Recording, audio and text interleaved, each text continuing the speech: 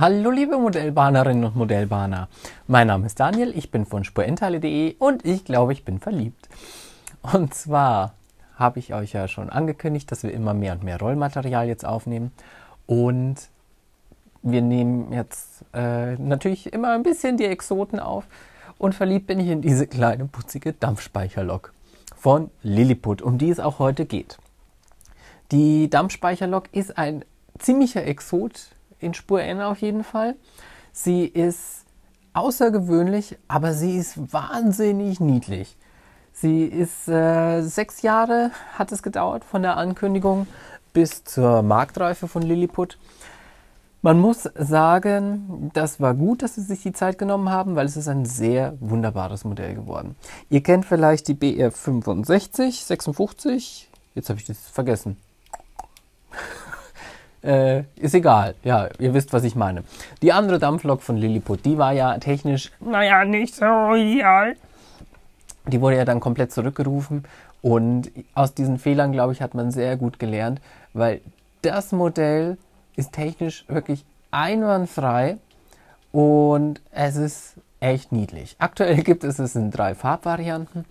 Wie immer sage ich nicht wirklich viel zur Vorbildtreue, weil man immer irgendwas finden wird, wenn man irgendwas finden will. Für mich ist wichtig, wie sind die Fahreigenschaften und nicht, ist da irgendwo eine Niete falsch gesetzt. Das kann ich nicht beurteilen. Ist für mich nicht wichtig. Wenn es für euch wichtig ist, werdet ihr selber Mittel und Wege haben, herauszufinden, wie vorbildgetreu das Modell wirklich ist. Aber ein kleiner Hinweis zur Vorbildtreue sage ich jetzt gleich schon. Und zwar hat die Lok vorne die Lampen und die sind in echt nicht so brutal riesengroß, wie sie das im Modell sind. Das sieht auf den Fotos, die Lilliput auch am Anfang veröffentlicht hatte, viel schlimmer aus, als es in echt ist. Also es fällt wirklich nicht so sehr ins Gewicht, wie man am Anfang vielleicht befürchten mag. Und es hat noch einen zweiten Hintergrund, das ist die Befestigung für das Gehäuse. Das ist technisch natürlich eine super Lösung. Deswegen sind diese Lampenringe auch so massiv. Aber ja, es ist halt für die Vorbildtreue nicht so förderlich. Ist mir aber vollkommen wurscht, weil die ist so niedlich. Also das ist kein Dealbreaker, wie man sagt. Die Lok an sich ist mit Pendelachsen ausgestattet. Das heißt, die fährt auch über die Doppelkreuzungsweichen ohne Murren drüber, hat einen schönen Glockenankermotor drin und eine relativ große Schwungmasse.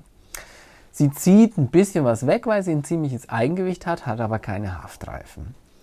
Dafür ist sie die erste, die ich jetzt vorstelle, glaube ich, die erste rollende Lok. Ich komme darauf an, welche anderen Videos ihr natürlich schon gesehen habt. Eine, die sich leicht digitalisieren lässt, die hat eine Next-Schnittstelle. Es funktioniert wirklich einfach.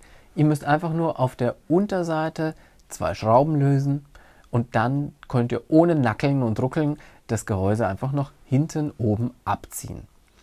Was nicht so einfach ist im ersten Moment, ist das Gehäuse dann, wenn der Decoder drin ist, wieder draufsetzen. Da könnt ihr mit sanftem Druck das vorne einhakeln. Das habe ich mich ein bisschen erst dumm angestellt, bis ich herausgefunden habe, wie es geht, und dann geht es eigentlich tatsächlich doch recht einfach. Die Fahreigenschaften sind wunderbar, es ist ein richtiger Exot. Was auch wunderbar ist, sind die Details. Es sind nicht viele, aber sie sind sehr gut und liebevoll gemacht. Ich muss sagen, Lilliput mausert sich schon sehr. Nicht nur was die Technik angeht, sondern eben auch was die Details angeht. Wir haben eine LED-Beleuchtung eingebaut. Wie gesagt, die kann ich dann über Schnittstelle, vorwärts, rückwärts, weißes Wechsellicht. Weiß jetzt nicht, was ich nochmal genau mit der Schnittstelle sagen wollte, aber ja, die ist über die Schnittstelle steuerbar natürlich. Ich finde, es ist ein sehr schönes Modell. Es ist technisch wirklich auf dem neuesten Stand. Man kann es nicht anders sagen. Optisch der Nachteil, oder der kleine Wermutstropfen, dass die vorderen Lampen halt, die Lampenringe, echt ziemlich massiv sind. Mich stört es nicht. Ja, Nietenzähler wird es halt stören. Oder ja, auch nicht Nietenzähler wird stören. Natürlich, irgendwas stört einen ja immer. Ne? Es ist ja so. Wer findet schon was man bemängeln möchte, wenn man danach sucht?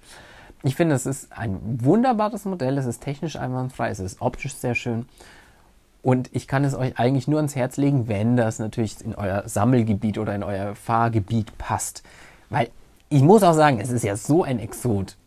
Ich kann mir vorstellen, dass viele sagen, ja, das ist jetzt netto, ja, weiß jetzt nicht, was ich damit machen soll.